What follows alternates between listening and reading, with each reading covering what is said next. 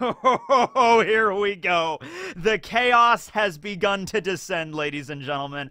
I was waiting for this one. I was waiting for it. And with the last chapter, One Piece chapter 1090, the chaos has certainly descended. And I can't wait to see where Oda goes with this, because I think it's one of those things where Oda is totally aware of the effect of what this is having, and he's going to play with it before the big reveal. But before we get to discussing that, chapter spoilers for 1090. So if you care about One Piece chapter 1090 spoilers, you should not be here right now. You should be off on some other YouTube channel watching stuff that's not related to One Piece spoilers at all. Like, I don't know. Actually, I've been watching a lot of Pokemon-based videos today from Smith Plays Pokemon. You might have heard of him. Pretty big deal. Go check him out up here. He's doing a perfect Pokemon Crystal ROM hack, and he's making a lot of videos about it, and I love Pokemon Crystal. I love Gen 2 in general, my favorite Pokemon gen, so go check that out. That's just been what I've watching today. But anyway, no. Chapter 1090 spoilers. Are we all good? All right, great. Okay, so here we go.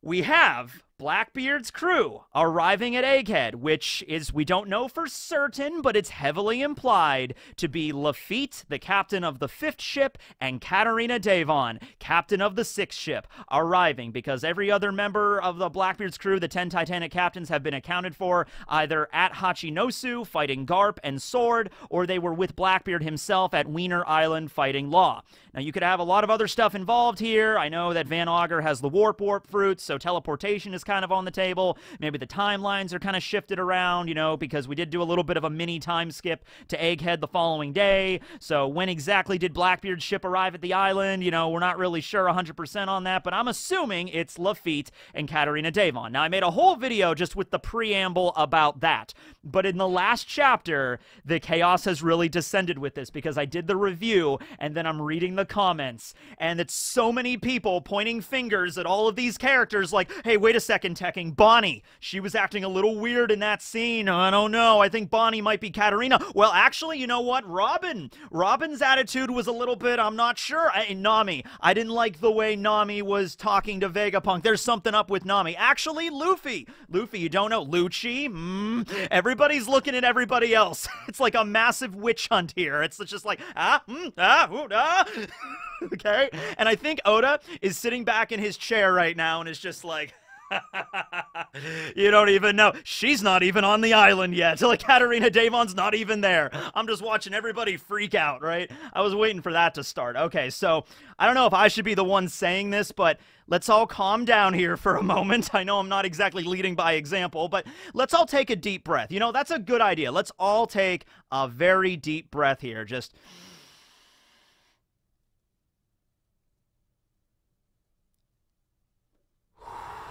okay, just exhale. Let's just all relax. Let's look at this scientifically now, all right? So we have Catarina Devon and Laffitte. Now, don't overlook Laffitte. Yes, Catarina Devon is the one that has the mythical Kitsune zone. She is the one that can transform into other people through a mechanism. We're not exactly sure if it's something similar to Mr. 2 Bon Clay's ability, where she has to physically touch somebody in order to transform into them. Could be something else. Did a whole video about this on just like the setup. But for right now, Catarina Devon, yes, could very well be anybody that we've seen. Okay, could be one of the Straw Hats, could be one of the Vegapunks, could be Bonney, could be, I guess that's everybody on the, oh, Cypherpole Zero, that was the other group that was on there. I was like, wait, there's another group there, right? Yeah, Cypherpole, right? Could have been anybody. All right, could be Sentomaru, I guess, too, but in that case, it wouldn't make sense because Sentomaru's fighting Kizaru right now. So let's remove Sentomaru right now, because Sentomaru was clearly using his techniques fighting against Kizaru, and we don't exactly know the limits of Katarina's abilities yet. The only time we've seen her use the power was transform into Absalom to fool Moria. Now, here's a question, like, because if it is the upgraded form of the Mane Mane no Mi of Mr. 2 Bon Clay's fruit, many people might say, it was like, well, maybe it's the power to absorb the memories of the person as well, you know? And with Absalom and Moria, you didn't really have enough of their conversation to make that determination. There was really nothing that Absalom told Moria that made me think that, like, oh, Catarina Devon has absorbed all of the memories of Absalom now. It was really just like, oh, hey, Moria, how you doing? I was just hanging out here. This is a really fun island. You know, Devon was more or less just messing with Moria until she transformed back into herself, right? So, I don't know if memories are involved in this, but I think we can kind of just cut Sentomaru off of the list right now, so that's one person removed anyway. But there's a reason why I made the thumbnail what I did. So you have Devon right there in the center, and then you have Nami and Robin and Lilith and Bonney, okay? And the reason for that, well, it's number one, because a bunch of sexy One Piece ladies on a thumbnail. I mean, you can't go wrong there. But also, number two, when you understand Catarina Devon's backstory. So in the story, in the manga, it was confirmed, like, she was one of the worst criminals in history, like one of the worst female pirates in history to end up in level 6 Impel Down. But something else very interesting that we learned in the Vivre card was that she was essentially a serial killer of beautiful women specifically. Like, she would go around the world and decapitate every woman that she deemed beautiful and would use their heads as, like, trophies, essentially. So if we ever saw Catarina's room at, like, Hachinosu, or she's the commander of the 6th ship, if we ever saw her ship, her living quarters would be having a rather interesting decor. You know what I'm saying? Okay. So she was referred to as Crescent Moon Hunter Catarina Devon, or Catarina Devon. I always say Devon, and that sounds like fancier, but I think it is Catarina Devon, but Devon is better. Devon just makes me think of Duke Devlin, and I don't have any dice on me right now, so I'm going to stay with Devon, okay? So I'm thinking she has, you know, a preference for beautiful women. And yes, she has the ability to transform into anybody. Like, she transformed into Absalom, who was a guy. But I would say that if she had a preference, she would transform into a beautiful woman.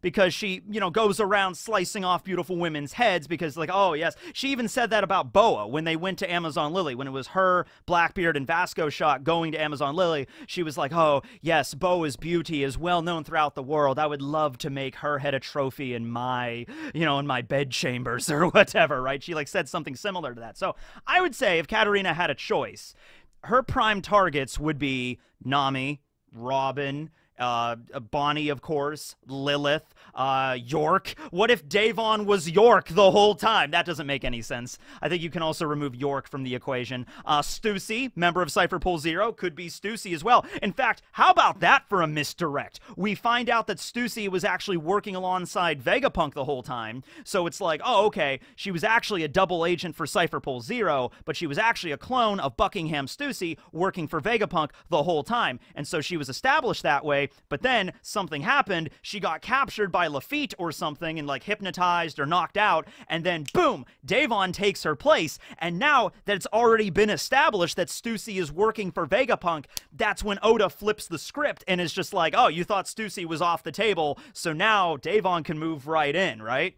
And I think Bonney might be a red herring in this situation because everybody was pointing at Bonney in the last chapter. So let's just address that, okay? So the situation, that the moment in question was when the group was heading toward the Sunny and Vega Force 1 to begin the evac plan, all right? So Lilith was heading toward Vega Force 1, and then you had Frankie, Luffy, and Bonney that were heading toward the Sunny, okay? And Bonney seemed to be, like, in much better spirits than she was in the previous day, where she experienced, you know, first of all, she was already bloodthirsty for Vegapunk as soon as they got to the island. She's like, I'm gonna murder Vegapunk the second I see him, you know, I want answers. And then she was chasing Vegapunk all around the lab, and then she went into the paw room where she experienced Kuma's memories, and she was moved to tears at his horrible life and all of the struggles he incurred. And now we're having this time skip to the, I keep saying time skip, it's a little bit of a time jump to, like, the next day. It's not that big of a time skip, right?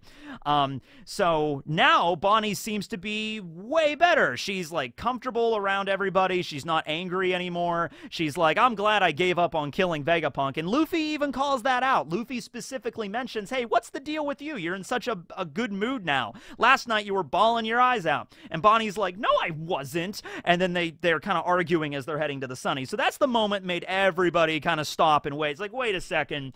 Bonney is acting a little weird than she was the previous nights. And Luffy specifically called it out. So this is why it's so obvious I'm beginning to think that Oda's not going to play this card, because it's like, Oda really, like, if you just glanced at the last chapter and didn't really read much more into it, you would say if there's anybody that's a traitor, you would probably say, well, Lucci, because, you know, him giving the information over to the government, but aside from Lucci, you would say Bonney's acting a little strange here, okay? Well, I do want to bring up a few counterpoints to this, okay? So people have brought up, it's like, isn't it a little weird that Bonney was so dedicated to kill Vegapunk, and then she arrived on the island, and now the next day she's just thrown that into the trash can, like, oh, I'm not going to kill him anymore. Isn't that a little weird? She was so dedicated, and then all of a sudden now she's not anymore.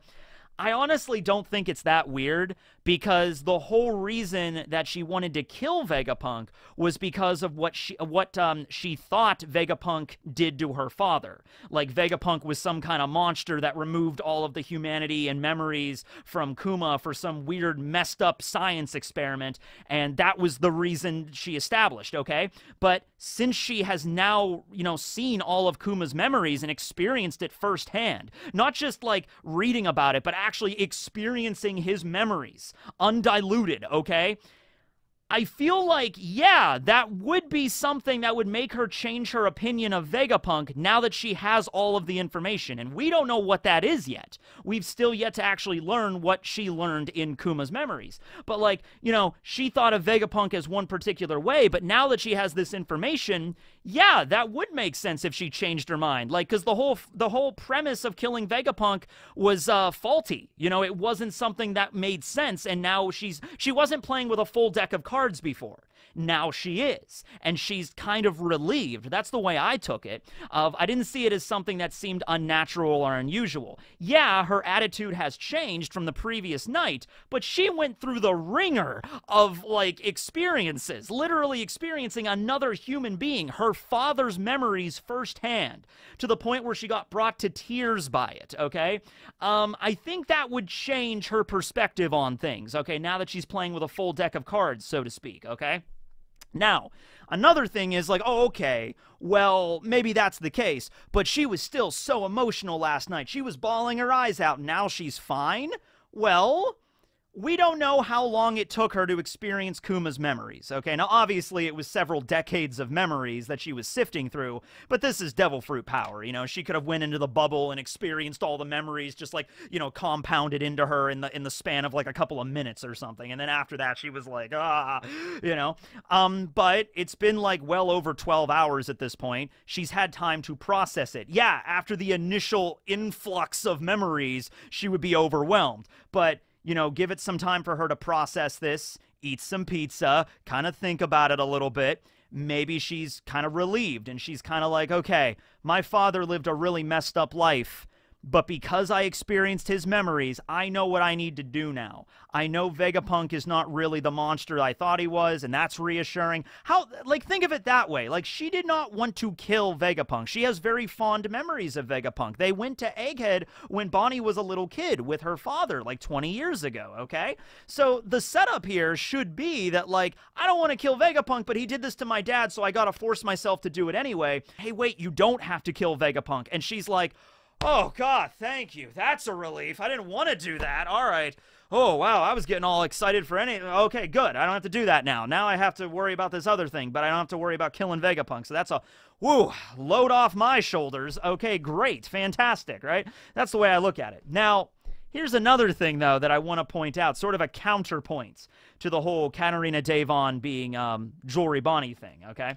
So, if Catarina was able to transform into anybody. Let's say she transformed into Bonney. Actually, the Blackbeard crew ran into Bonney pre-time skip at that burning island, so even if she did need, like, a drop of blood or hair or to physically, like, touch Bonnie's face in order to transform into her, she would have had, I guess, the possibility back then, I guess, but then that was before she had the Devil Fruit power, so maybe it wouldn't have worked that way. Not really sure, but they did meet. You know, Devon has met Bonney before. If that matters for anything, I don't know, but it has happened, okay?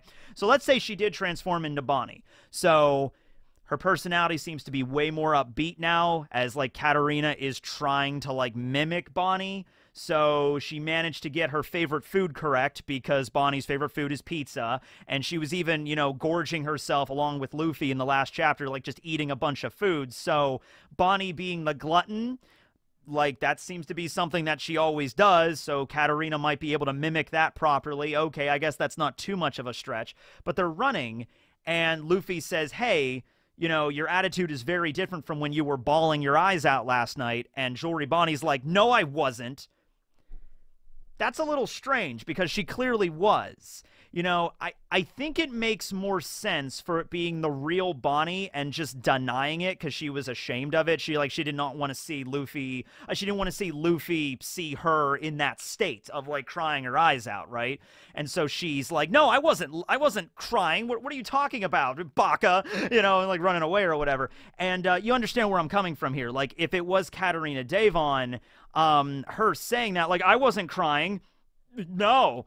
Like, that's kind of opening the door for, like, what are you talking about? Of course you were crying. Be like, just like, do you not remember? Now, this could have fooled Luffy, because Luffy, once again, he doesn't really think about this kind of stuff. And if Catarina Devon is able to copy memories along with physical appearance, then this kind of, you know, then she can basically mimic exactly how Bonney would act. You know what I mean? But I don't know. I feel like Bonnie's attitude towards Luffy in that scene seemed pretty natural. There was the one moment where also Bonney was giving Sanji some accolades there and was just like, oh, he's the perfect man in the kitchen and on the battlefield. He's so reliable, right? You know, I don't know. I feel like if you were infiltrating an enemy group and you were copying someone's appearance and you had to pretend to be them, I feel like you would probably play the cards as close to your chest as you possibly could as to not arouse any kind of suspicion, right? Making bold claims and stuff like, oh yeah, Sanji, he's a great guy, right? Like, if Catarina has not copied Bonnie's memories or personality and she's just winging this, right, on the little information she knows about Bonney, that would be a rather ballsy move for Catarina Devon to like, oh yeah, Sanji, he's great, right? Like, if she has no idea what Bonnie's opinion of Sanji is. Like, Bonney could have, like, shit-talked Sanji the night before, and she's like, yeah, Sanji's great. Like, well, yesterday you said blah, blah, blah. He's like, oh, did I? I mean, he sucks. Now, that didn't happen, but what I mean is, like, if you're going to be copying someone's appearance, you better be pretty damn accurate on how they would behave, or either that, just kind of keep your mouth shut and try to just limit your answers to very like, yes, no, maybe, I don't know, whatever, that kind of attitude. Kind of try to keep it as neutral as possible, you know what I'm saying? So anyway, at the end of the day, I think it's more of a red herring because I think it's very, very obvious that Catarina could have copied Bonney, so I don't think that's the case. Moving on to Robin, the reason why people said Robin was her attitude towards Luffy might have seen as like a little bit curt when Luffy was talking to the Gorosei, and then there was a moment where they hung up, and Robin kind of rebuked Luffy a little bit, like, hey, Luffy, you know, be quiet, you can't be giving out information like that to the Gorosei, you know, blah, blah, blah. And people saying, isn't that a little mean for Robin to say that? So I'll chalk that more up to translation, if anything. There's some versions of this where Robin's rebuke of Luffy was kind of like, Luffy, be quiet, or Luffy, shut up, you know, that kind of stuff. And other ones are kind of just like, Luffy, that wasn't, you don't do that, don't talk to them that way. It was a little bit more reserved. I'm not sure how the Viz version's going to take it, but I'll chalk that up to translations more than anything. I don't immediately see anything from Robin's perspective in dialogue in the last chapter. If anything, like, after Nami smacked York in the face after York said that, like, this is going to be Ohara all over again, Nami smacks her, and then Robin's kind of smiling. And that kind of gave a moment of like, aw, Nami smacked York for me because she brought up Ohara, and she knows that's a sensitive subject for me, and so Nami's like got my back because she knows I'm injured and I can't get up right now. Once again, if Catarina is able to copy memories, all bets are off here. It could have been Bonney. It could have been Robin, because there really would be no way to tell. All right? It's kind of like Aranyero's ability in Bleach when he was able to copy the appearance of Kai and Shiba. Not just Kaien's physical appearance, but his memories and his personality and his mannerisms and his body language and everything. If Catarina is able to do all of that stuff on that level, there's really no way of knowing. It could literally be anybody, right? Nami, I think I just kind of more or less threw in there for the sake of like, okay, if Katarina's preference is beautiful women, you know, we have Bonney, we have Robin. Obviously, we have to include Nami as well. Stussy, I kind of already explained as like that would probably be the biggest flip of somebody that's like, okay, we don't really know that much about Stussy yet. Okay, we know more now that we found out she's a clone and everything, but there's still a lot of questions that are unanswered involving Stussy. But she's been in the story for a while, right? She's been in the story ever since Whole Cake, so we've gotten to know her a little bit better than, for example, let's say Lilith as one of the Vegapunks, okay? So in that scenario, I could understand that. And last time we saw Stussy, she was with Jinbei heading off to an undisclosed location. So this is where I think Laffitte might have come into play here. Laffitte could have come into play with Bonney or Robin or anybody where he's a hypnotist, okay? So he could have literally hypnotized one of the Straw Hats and like knocked them out or whatever, or put them in a haze and then took them over here. And then Catarina could have like, you know, touch their face or taken a piece of their hair or whatever she needs in order to transform and then take the appearance and then just move out. There you go. That's how it goes, right? Also, with Laffitte having his abilities, he could hypnotize one of the Straw Hats and have them explain every bit of information to Laffitte and Devon. So it'd be like, let's say, hypnotized Robin, and like, now, Robin, I want you to explain everything you know about the Vegapunks and everything that's going on right now to us. And Robin would do that because, you know, she's hypnotized by Laffitte, okay? Now, another thing, I'm just going to bring this up right here, right now, because of the Frontier Dome being activated, everyone's like, well, how would Catarina get in there anyway to copy someone's appearance? Like Bonney and Nami and Robin and all these people, Lilith, they're all in the Frontier Dome. How would you get in? I've said this before when I made the video about like the Blackbeard pirates initially arriving, but if there is any character in this series that I can logically believe could sneak his way anywhere, and I mean anywhere, it's Laffitte. Laffitte was able to sneak into the upper floors of Pangea Castle at the top of the Red Line in Marijois, which is the home base of the world government. Laffitte was like in the same building as the Gorosei. He was in the same building as Eam. And it didn't seem to be at all a big deal for him to get up there. It's been thought of because he has the ability to turn his arms into wings. He might have some kind of mythical angel zone. And if he has a mythical angel zone or anything like a seraphim, principality, any kind of like divine figure at that point, it'd be like the ability to phase through a laser grid seems pretty damn simple to me. Kizaru can get in for sure because he's made of light, but if Laffitte is some kind of divine being, he could like maybe touch Catarina and they could become intangible or something and then fade in there because, you know, the feat of Laffitte getting all the way up to Pangea Castle, that is absurd. That is crazy. That is not something easy to do, okay? Geography is everything. There's a reason they built it up there, okay? So if I believe anybody could have done it, could have been him. He was also able to hypnotize, you know, the Marines in order to open up the gates of justice and all that kind of jazz. So maybe it could have been something as simple as that. Maybe earlier in the night, Laffitte ran across York and hypnotized her somehow through the grid and just like open the grid, open the Frontier Dome for us. And she's like, okay, beep, you know, it could have been something like that. So don't undersell Laffitte here. That might be the whole reason he's here, is to get Catarina into the Labo phase so then she can work her magic and transform into somebody and then do the subterfuge shit, all right? Let's talk about Lilith. Lilith, kind of the last name on this list here of, you know, beautiful One Piece ladies that are here at Egghead right now. Okay, so Lilith said something also that was a little weird. That was less prominent than what Bonney said, but still kind of raised some eyebrows, okay? She was running toward the Vega Force 1 and the Sunny to get on and, like, move it. And she says to Frankie, I've never been off the island before. And Frankie's like, well, you know, this isn't a picnic or a vacation. This is serious. Now, the thing that raised suspicion was Vegapunk even said this to York. We were at Marijois before. You got to see how the Celestial Dragons acted. Why would you want to be a Celestial Dragon? To York, okay? So that implies they were off the island before. But here's the thing, and here I can kind of explain this away fairly easily. I'm assuming the last time that Vegapunk was at Marijois was when he met the Gorosei. And the way that St. J. Garcia mentioned it, he has not seen Vegapunk since that meeting, like 20 years ago, back when Vegapunk was way younger. His hair was still black, his head was not as large as it is now. So this was like 22, 23 years ago or something that he met the Gorosei, and that was the last time he met the Gorosei, which to me seems to like that was the last time he visited Marijois, okay? And this was before the satellites existed. This was before he sliced up his head and put the apple up there and everything like that. This was before all that. So I'm thinking it's because all of the Vegapunks share the memory of Punk Records, so Vegapunk's memory got uploaded to that. That's what he's referring to.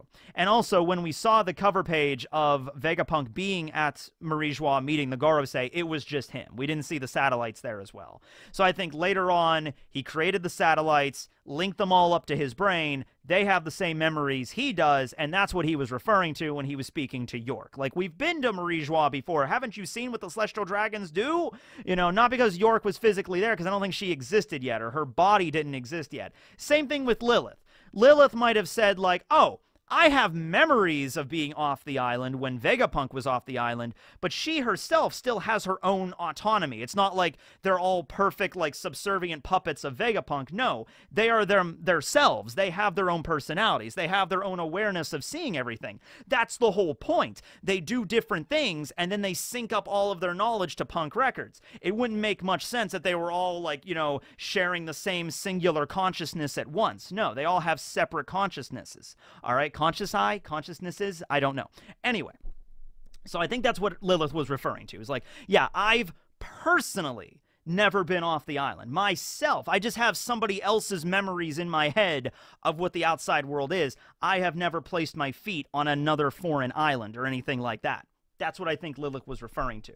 Now, of course, those are only the women, because I feel like that would be Catarina's preference, but let's not exclude any of the men on the island as well. I mean, the big twist would be it was Luffy. Can you imagine if it turned out to be Luffy this whole time? Don't think it's the Stella. Don't think it's any of the other Vegapunks. If it was somebody like Usopp, that would be interesting. Kaku would make sense if Kaku's, like, injured, he can't move. See, that's the kind of stuff that makes more sense to me. Kaku's all injured right now, so he can't really move, he can't really talk, he can't really do much of anything. That's kind of the perfect scenario if you're gonna copy someone's appearance and just be injured and just be like, oh yeah, can't do anything, I guess I'll just sit here and listen to everybody speak about things. And then all of a sudden, aha! Now, Kaku is severely injured, so I'm not sure if Catarina would have been able to mimic those injuries, but she does have a mythical zone. So the possibilities of copying memories, the possibilities of copying the person exactly as they are, injuries and all, that seems to be on the table more so than it was with, like, Mr. 2's Mane Mane, for instance, okay?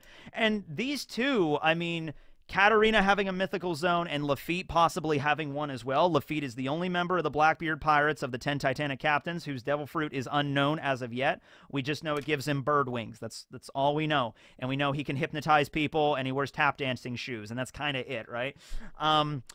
He could be Hattori. She could be Hattori, I guess I could say. Catarina Devon. It wasn't Laffitte that was the pigeon. It was Catarina Devon that was the pigeon. Ha-ha! Could she transform into a pigeon? Once again, mythical zone. It's kind of crazy, wacky powers. I think everybody's kind of on the table here right now.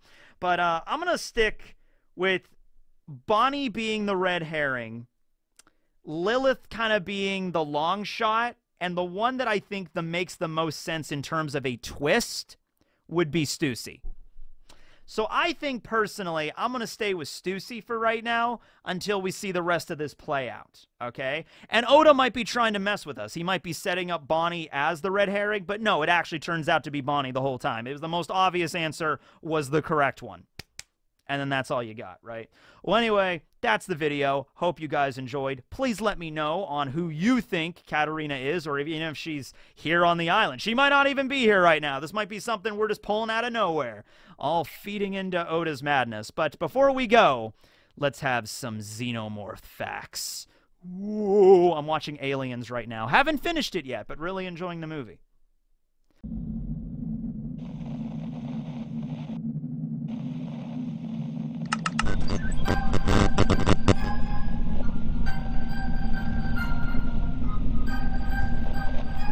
All right, so today we're talking about the life cycle of a xenomorph.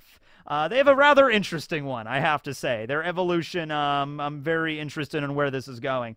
So, xenomorphs begin life as a humble egg, very much like Pokemon. The difference here is that the eggs are kind of slimy and gooey, and they have this effect on people, it seems. Like when somebody sees an egg, this oozing, gooey, slimy alien egg, they seem super perplexed by the thing and put their faces directly over it. And then opens up like a flower, like... And then everybody seems to be really invested and then look directly into the egg when all of a sudden, boom! Facehugger comes out, latches itself onto the person's face, and tail snares around their neck, effectively, not suffocating them, feeding them oxygen so they can still breathe, but, having this gooey alien crab thing on your face, slowly pumping eggs into your, throat. Yeah, so I'm just going to say if you see a slimy, gooey alien egg, just avoid the thing. Just don't go to it. Anyway, after that thing has been latched onto your head for a few hours, eventually it will detach itself voluntarily and just die off on its own. Not a big deal. The person that had affected by this, they'll resume consciousness after being in a coma, and they'll be like, whoa, that was really weird. Anyway, I'm really hungry. Let's eat. So they'll eat and maybe have, like, I don't know, an hour or so of normalcy before the next phase of their life cycle occurs, which is colloquially known as the chest burster phase. I don't think I need to go into a lot of detail here. So out of nowhere, they'll just experience like coughing and like stomach cramps, and then just boom! Alien snake thing just pops right out of your rib cage, just snaps your ribs, just crack, crack, crack right in half. You're gonna die at this stage. The host body is going to die, most likely. And so this snake thing comes out and kind of like, speeds away as fast as possible. It's kind of like after a crab or something molts, it realizes it's kind of at its most like weak, and it's kind of can't be able to defend itself right now, so it's going to get the hell out of there. However, it doesn't need to stay, hidden for very long, because apparently in less than an hour, this thing can shed its skin and grow like 100 times its own size to an adult xenomorph. So from egg to facehugger to chestburster, which can also be considered like its larval stage, all the way up to adults, we're talking like, I don't know, 3-4 hours tops, something like that. Crazy evolution with these things. And so then we have the fully realized xenomorph with the giant head and the second mouth and the claws and all the dangers that lie therein. So are we learning things yet today about aliens? I feel like we are. Okay. Thanks for watching the video, everybody. This will be Teching, signing out. Later, everyone.